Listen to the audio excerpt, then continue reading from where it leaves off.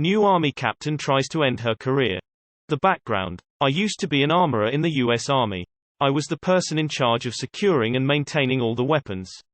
I was stationed overseas at a base that only had one arms room, and I was the guy who ran it, so instead of just being responsible for the weapons in my unit, I was responsible for all the weapons in the entire post.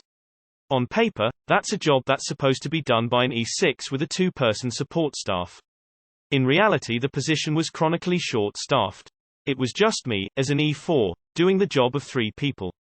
Because the position was critical to the operations of a bunch of different units, including things like PSYOPs and Special Forces where everything about them is classified by default, and joint operations with the Navy and Air Force, and a few foreign militaries who were working with the U.S., I had to get a security clearance that was higher than everyone else in my own unit.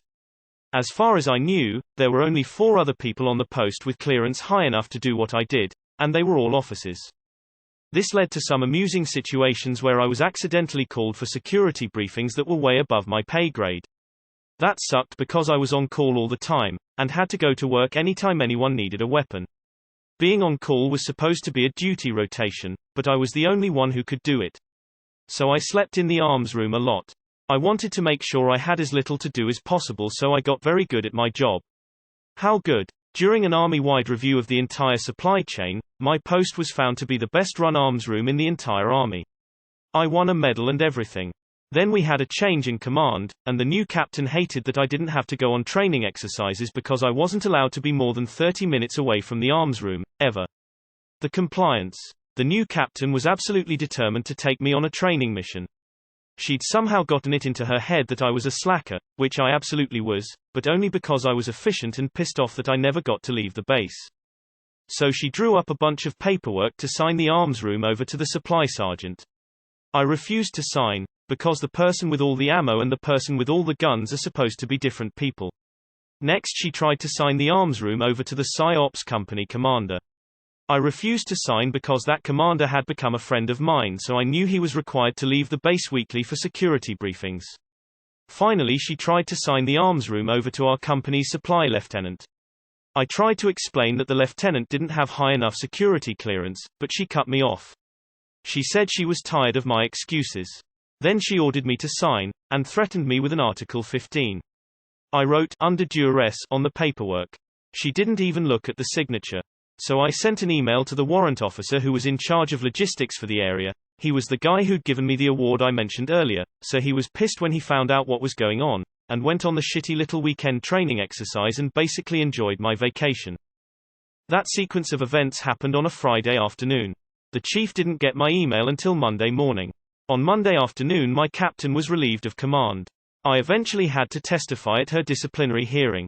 My second favorite part of the whole experience was the supply lieutenant, who got a slap on the wrist for inadvertently obeying illegal orders because he hadn't learned the regulations before signing, saying, "Is it like that for you all the time? This has to change." My favorite part was the full bird colonel in charge of the hearing asking my former commander, "Your soldier was awarded for being the best at his job in the entire army. After he refused your orders the first few times, why didn't you start asking questions? Warrant officers know their shit. You should watch Mike burn fire because I am pretty sure you and Zach would get along." My favorite part was the full bird colonel in charge of the hearing asking my former commander, "Your soldier was awarded for being the best at his job in the entire army. After he refused your orders the first few times, why didn't you start asking questions?" The sheer, utter, absolute justice boner I have from reading this. Insert Ace Ventura clip. Can you feel that, huh?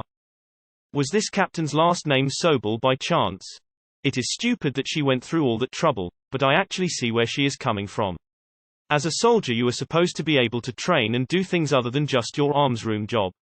The fact you're doing the job of 3 people is ridiculous. Leadership needs to have the correct amount of people in the section. They should at least promote you to an E5 and put another specialist under you. There should not be a single point of failure for something like that, period. So I sent an email to the warrant officer. Translation. So I gave a hearty tug on the most masculine of all cocks to fuck this bitch with a sandpaper rubber. Gritty side out. And I ain't even military one fucking iota. You fuck with a warrant officer, chief or otherwise, your stupid ass gets what dafug it deserves. Most powerful position in any given branch. Oh, the military. Chief warrant officer. Bar the fuck none. Hey you, the do-med hero. What's an E4? What's an E6? Which one is higher ranking? What's an Article 15? What's a warrant officer? Does he outrank the captain? So I slept in the arms room a lot.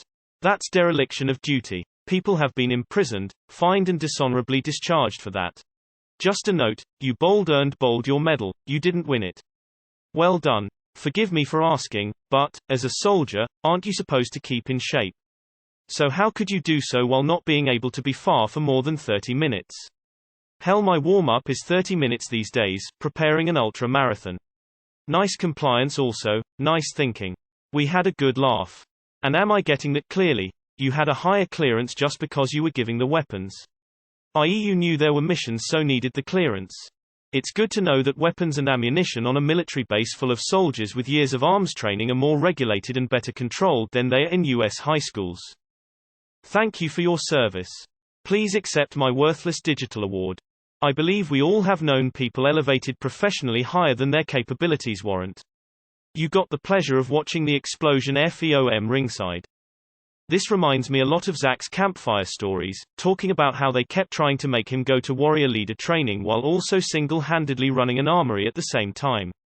Either the regs changed or different units, but I worked as an armorer as well for my MP unit.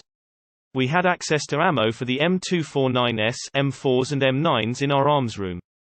Tries to end, successfully ends. XD. Nicely done. Was that your permanent base? Or were you TDY? Zach Hazard? Tales from the military. Zach Hazard, stop telling military stories on the internet. What is an Article 15? Yes, the ol' SPCIC, specialist in charge. I hated that shit. Is it normal that leaders don't ask questions when they get pushback in the military? How does anything at all work in a system like that? Captain Trips has entered the developmental stage. Zach, did you make a cannon? Or punch locker cause your E9 wanted them? This sounds like a Mike Byrne fire campfire story.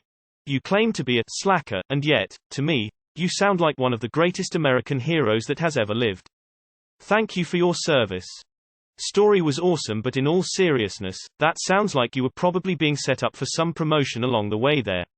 Unless there was some, very possible, records error that showed you had a team on paper, or something like that, your own performance probably made someone somewhere consider you for something. That sounds vague AF, but I'm assuming you follow. He's doing that by himself. He's the best we have, even compared to full teams. Did you ever get tapped for anything beyond that, if you care to share? PSYOP. No S. What a PSYOPs. Sounds like she was related to my old boss. He'd say he was in the Marines, so that made him a good leader. No, it did not. He'd always go, I don't care, just sign it. E4 Mafia strikes again. Did you at least pass word of this onto XPFC Wintergreen? Never underestimate the sham shield. E4 Mafia strikes again. PSYOPs. Sounds like Zach Hazard wrote this, that or battalion armorers are just routinely shit on. For reference. Haha, in my country's armed forces, I am a conscript trainee for the future post of company quartermaster sergeant, and here I am also the equivalent of the armorer, arms coat in charge, in addition to quartermaster duties. It's a tiring job, as previously in the company a career soldier used to be the arms coat in charge, until he was posted to another place for some fucks hit reason, leaving conscripts like me who serve for 2 years only, to handle weapons and arms until some other poor bastard takes my place. As an independent duty armorer in the Marines, I've dealt with small potatoes versions of this. I cannot imagine how existentially satisfying it must have been to see that captain relieved. You're my hero and your username is going on the armory marker board on Monday as an example of a good armorer. Man, that sounds like me right now. Except that I still gotta do supply shit. Shit's annoying when one of the companies call me at midnight. And I still do every company supply job. So armorer for the BN, supply for my company, and technically supply for all the other companies, they suck. I brought up my concerns cause shit. I'm already busy enough doing supply.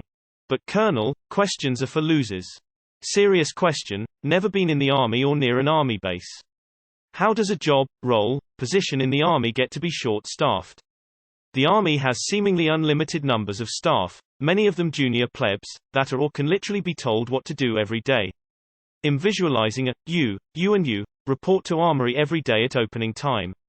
I guess it's not as simple as that. What do you get out of making up stories like this? Higher-ups, ego, and bad decisions always come packaged together.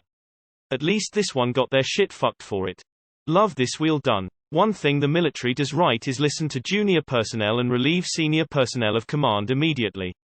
When I left the Navy, the captain who eventually relieved mine pulled a gun on a sailor during a security alert drill because she was insane. She was off the ship in 24 hours despite being in the middle of the Persian Gulf. Long story that I won't type all out, but I had a Navy JAG lawyer try to grab my keys off my belt to take the restraints off my prisoner. I was a guard. Keys were right by my gun, so I pulled the gun out, aimed it at the floor between us. All worked out for me. Lawyer got chewed out. Please cross-post to our military stories. They'd get a kick out of this. Always ask for illegal orders in writing. When you ask for it in writing, smart people get alarm bells and red flags flying everywhere in their heads. Option 2 is print the order specifically stating the requirements and show them. They can't ignore black and white signed by a higher officer. I've noticed there are a subset of Army leadership that think they are an absolute monarchy. They think they can come into a situation and make a decision without asking questions. Smart leaders will ask questions before they act. This is so Army. We are all the same wherever we serve. All fucked up like a soup sandwich. She didn't even look at the signature. Obviously inexperienced and/or egotistical. I eventually had to testify at her disciplinary hearing. What was the result? And then you woke up from your fantasyland dream and went to work like everyone else. Sure thing guy, thumbs up.